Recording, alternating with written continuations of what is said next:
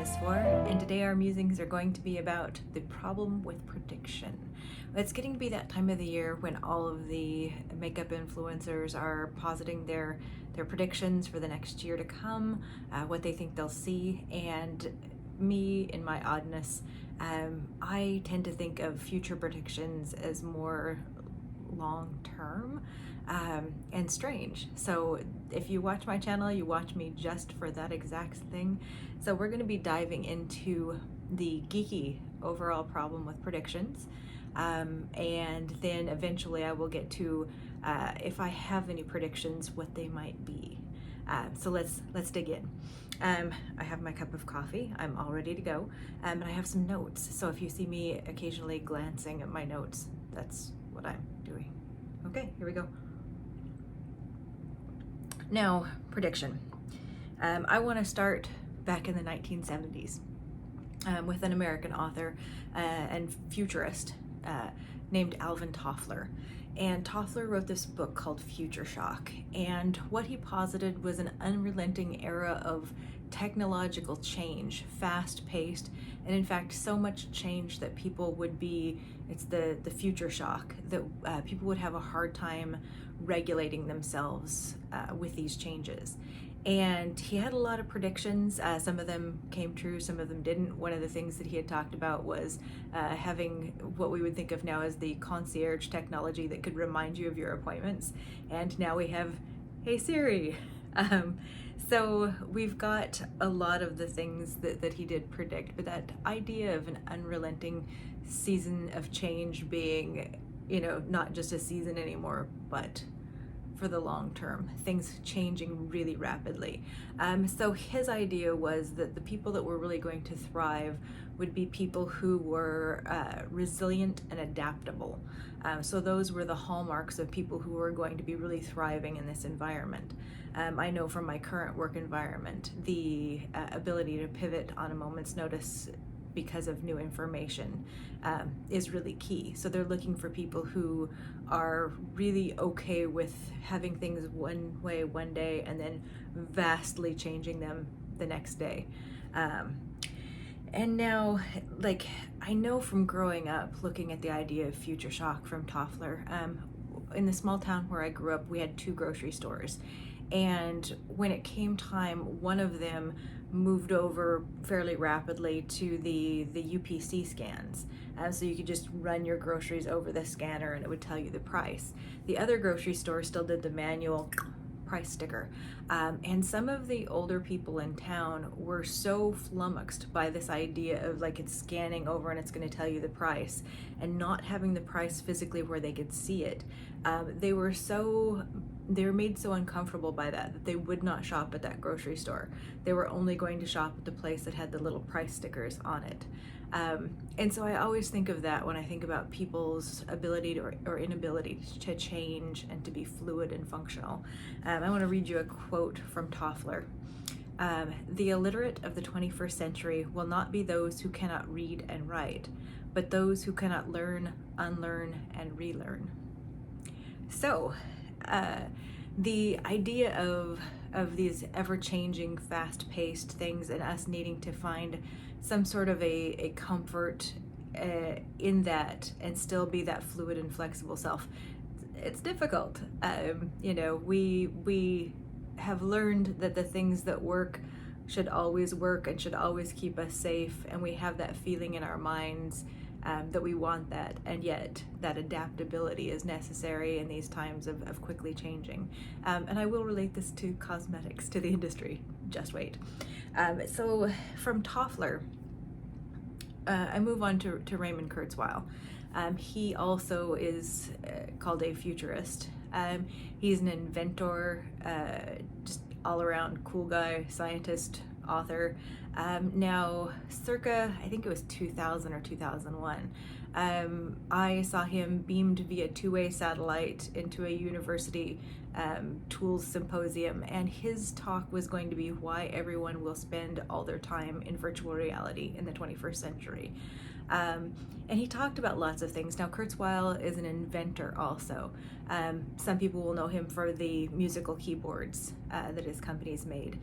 He also was the brilliance behind word recognition to speech for blind people. So you could put a document in that was printed or written, and the computer would read that and be able to read it aloud to you. Kurzweil also talks a lot about AI, science, and one of the things that he talks about is the singularity, which is this S-curve in time to do with technology. His example was if you talk about chip technology. Chips are invented for computers. Chips are invented, they're larger, they're only in a small number of things, and then as time goes on, they become more and more present, they get smaller, more contained, more powerful, to the point that they're in everything, and they're pretty much ubiquitous. I can't talk this morning. Ubiquitous. Say it really fast so it sounds right. Ubiquitous. They're all over the place in everything. So much so that in this point in time, things are connected so much. There was the computer hack in Vegas where someone hacked their fish tank and then hacked through into the rest of their system and stole a bunch of money, but they hacked through the fish tank. This is the Internet of Things, is what they call that. So anyway, at this point in time, chips are in everything. They're getting smaller and smaller. They're everywhere, up into a point where we can't get small enough or smaller and still have a power situation that can be small enough to go with it. The powering of things, those batteries. So at this point in time, the market is saturated by chip technology, and if we're going to get better, faster, stronger, smaller, more powerful, we're going to have to change that technology.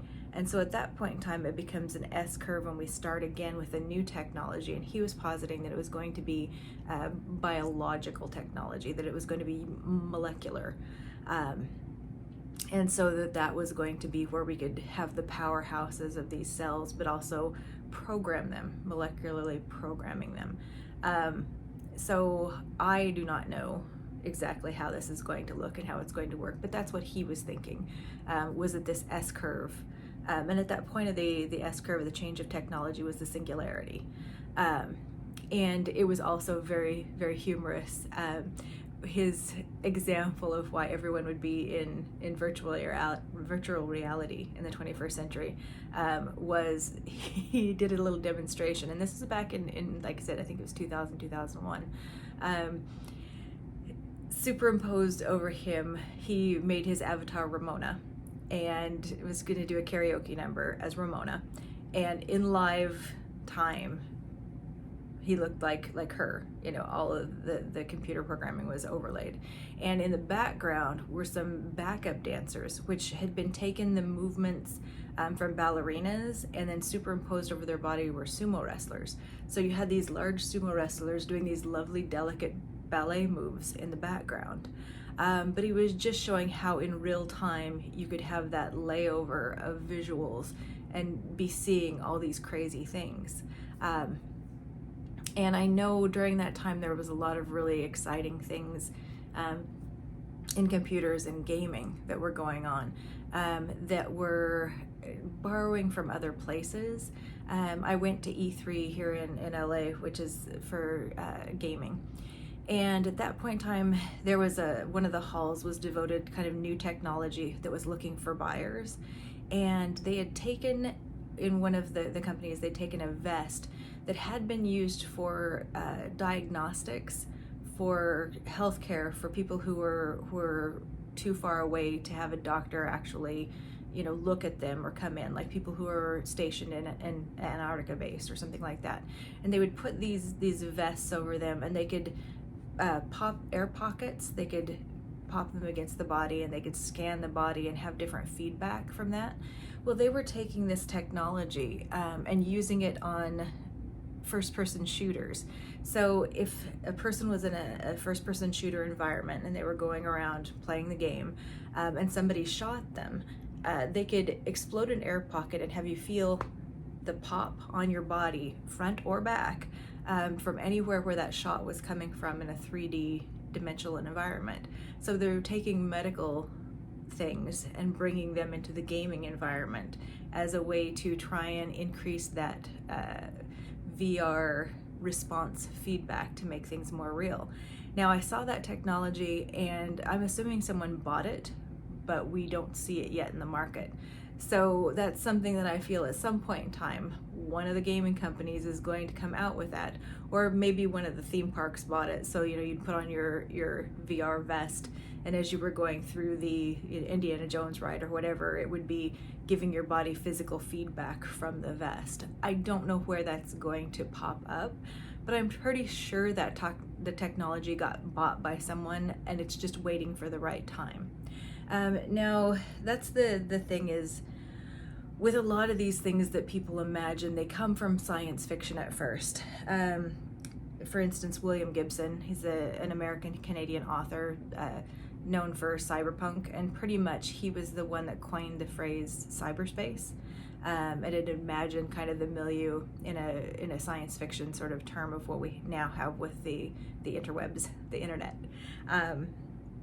And so it's one of those things that a lot of times these science fiction authors become kind of the people making the scientists go, ooh, I know how I could do that, or I know how maybe I could do that. Let's take this from here and this from here and let's experiment. And then pretty soon scientists go, we've got it, or computer people decide that they can make that. So a lot of the technological advances come from different places.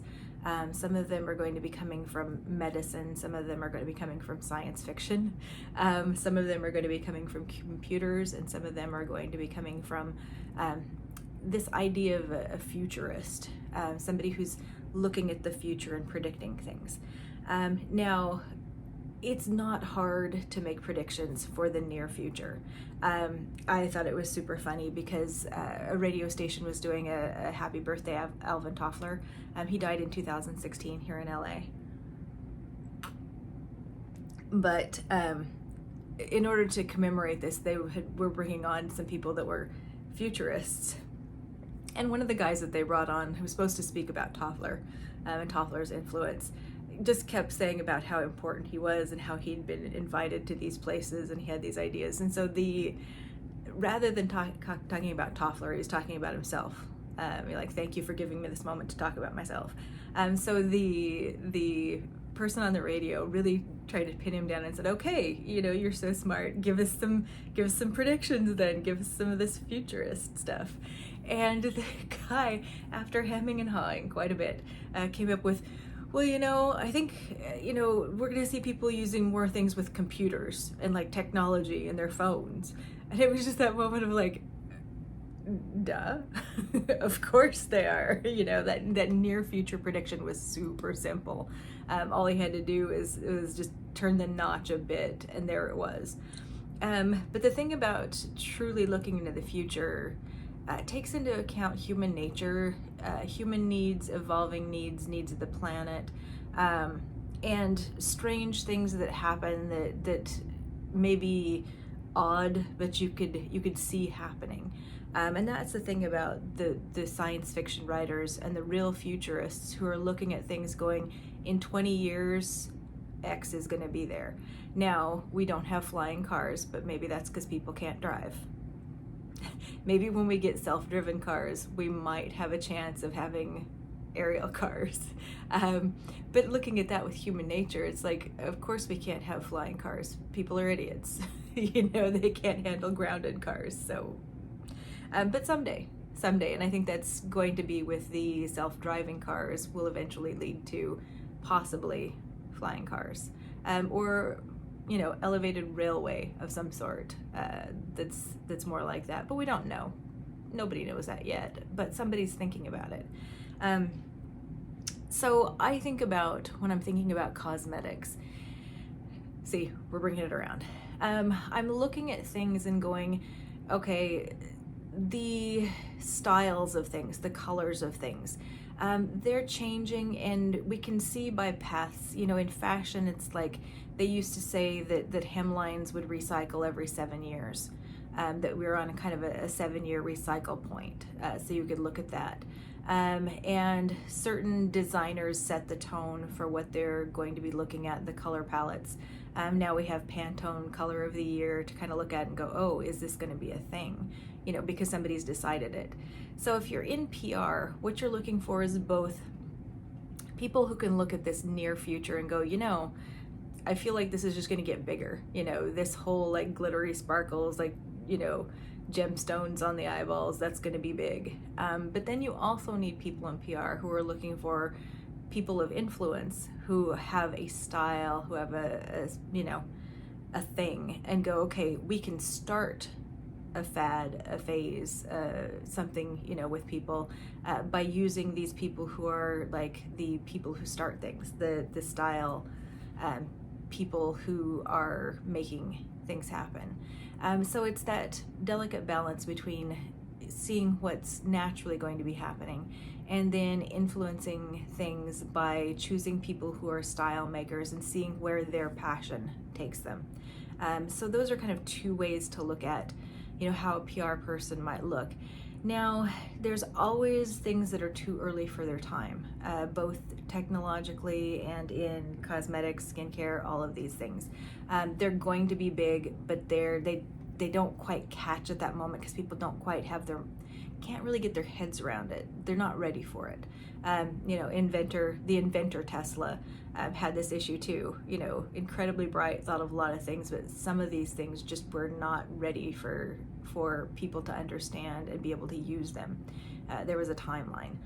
So I think that's something that, you know, that being too soon to be utilized and to be really brought to the fore can be. So I think that's what we're dealing with, is like, you know, where are these things coming from, and why do they catch fire right now, or do I think that they'll catch fire in 10 years? So let's take another sip of coffee, and I'm going to be right back with my more long-term strange predictions for 2023 and beyond. Okay, we're back, a little refresh of coffee, and I'm ready to talk about what I see happening in the future. So I'm not as interested, I don't think, in the very near future. In 2023, you know, what colors are going to be around. What I'm more interested in is kind of the longitudinal arrow of things. Now, I take some of this from science fiction and then some of the things that I foresee for some of the products that we have now. Now, for instance, the idea of hair color at home. You know, there's a couple of different science fiction movies where, you know, someone would wave an object over their hair and their hair would change color, like a wand of some sort that would do a quick color change. Now, the Clairol color wand, they're doing because of people being at home during pandemic. 2020 really brought out this new idea of doing hair color at home that was actually a shift in technology from a way we had done things for a long time. So it's basically a little rotating comb thing that puts out a color cartridge of hair color where you can take it slowly through your hair. It applies the color, it applies it fairly evenly and kind of wiggles it out so it gets saturated to the color. You have your cartridge so you don't have to be mucking about with it. So it's kind of solving those problems of, you know, a lot of spillage, a lot of mess, a lot of getting your hands into it, time frame, and then also trying to work the color in through your hair and get it an even spread through the hair. So we did see that coming in 2020, and I don't know that it's really gotten, you know, a lot of market saturation and a lot of press. I'll try and remember to link below the product and a review of it. But I feel like that sort of thing is going to be taking over the market because I just see that as being an easier way of coloring your hair, and it solves a lot of the problems that people have with at-home hair color. And I think that's going to be gaining more market saturation, more attention, and then also, you know, people are going to be working off of that kind of technological idea where it's going to be other, products, other companies are going to have their own. It's going to be like, with curling irons or hair wavers or things like that. But I think the application of permanent and semi-permanent hair dye through that kind of a machine is going to be moving further into market saturation. We're going to see that more, and hopefully any little things that need to be tweaked with that will be working, but it'll look more like a computer, the printer aisle where you have all your little cartridges, rather than a box with the gloves and with the things. So I think that's going to be something that's going to continue and get more market saturation and more attention. The other big thing, I think, and this is with skincare, so that's hair care. Skincare, Michelle Wong was demoing for a while one of the machines that you'd stick a cartridge in of whatever kind of skincare you were looking, and it was going to be kind of billowing it onto your face so that it would be more easily acceptable into the skin. And I feel like that sort of technology is not really going to hit for home. I think the expense of it perhaps is a little bit much for a home user. And also, I think the time and the mess of that, I think this is going to be more one of the things that, like, the spa care, you're going to be going in for those sort of things. But I do think that sort of idea, the technological idea of having skin care be able to penetrate more, to be more readily acceptable to your skin, is a really good idea. And I think recently we've heard a lot about nanoparticles for things in skincare, and unfortunately it's more of the negative. Like, we have the plastics, the non-nano for like your sunscreens and things like that. But I think that idea of having very small particulate and more easily things that are more easily able to penetrate the skin, I think that's really fascinating to me. I've been following the nano sort of rabbit hole for a while now. They've done some fascinating things. They've increased like the strength of a pane of glass by doing rolls of like sheets of nanoparticles, and so those rolls, the way they distribute shock, are very different. So you can have fairly thin, small frames of what appears to be glass, but they're incredibly shock resistant because of these rolled nanoparticles. You can read a lot of this. Some of this is coming out of unclassified things from military, how they're experimenting with them, but others is just with general science. There was an incredibly exciting moment when they built a nano guitar, like this tiny guitar that you could only see like microscopically, but you could actually play it. Weird, yeah. But I think for me, the skincare is going to be going that way, because we're looking for things to penetrate into deeper layers of skincare. Because for a long time, that whole it penetrates deeply into the skin was really not true. You were only really treating, topically on your skin. You weren't really, sinking into the skin. That wasn't really a thing. It was just an advertising thing. But I think now at this point in time, that idea of being able to, penetrate more deeply into the skin with nanoparticles, I think that's actually going to be a thing. The problem is molecular size of the things themselves. If you've got peptides, now they're looking at like a nanopeptide, or something that's like, breaking up chains of things that then can be reassembled elsewhere. Like that you're changing the molecular size of things, of these molecules, or you're figuring out how to break them down in a way and then reassemble them in other layers of the skincare. I think that's going to be going on. I feel like all of the exciting things out of K-beauty are kind of this what's old is new. For centuries, people in China have been slathering all sorts of wonderful things on their face, and they know a lot more about these things, than we give them credit for sometimes.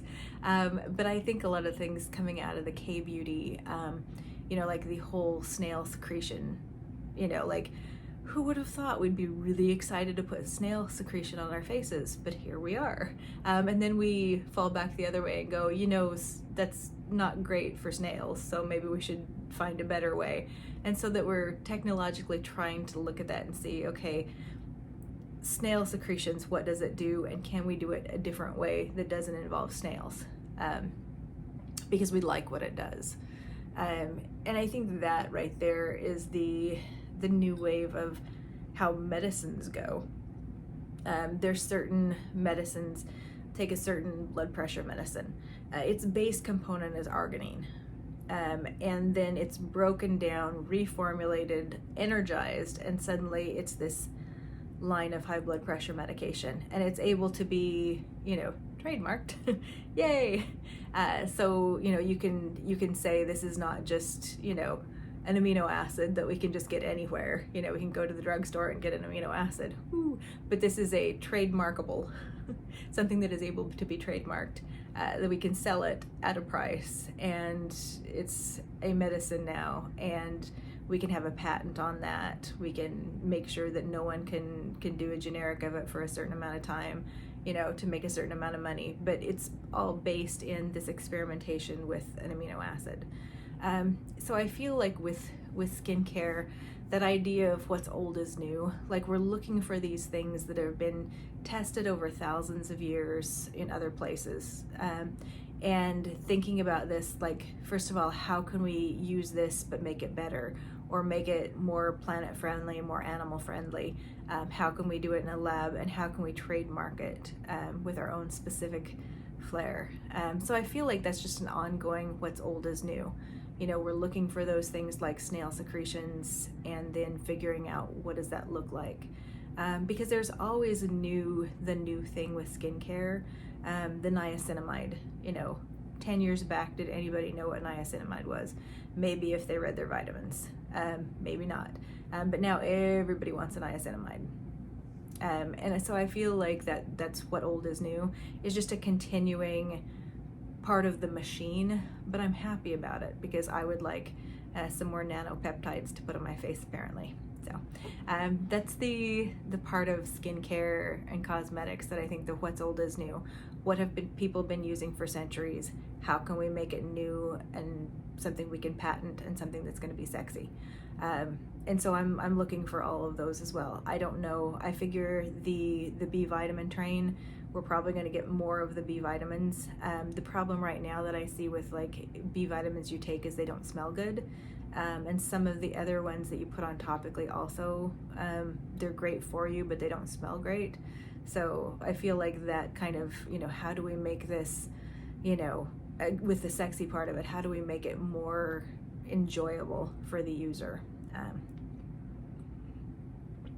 So I think those are pretty safe assumptions. I think that's, I'm not breaking any new ground with that.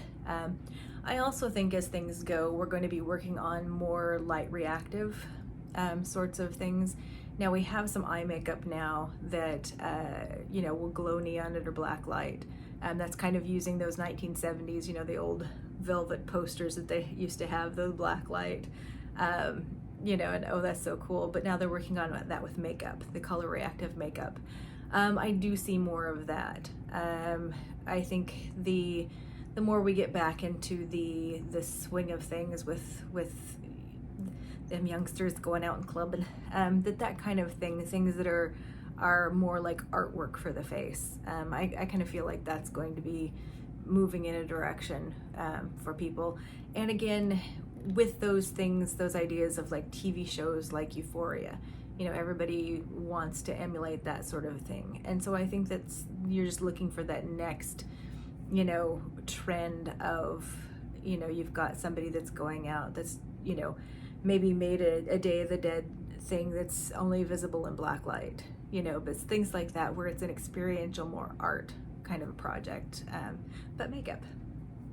So I feel like there's going to be more of that as we get into new ways of interacting in person, and new ways of going out and having fun but expressing ourselves. I feel like that's a thing that I want to look for.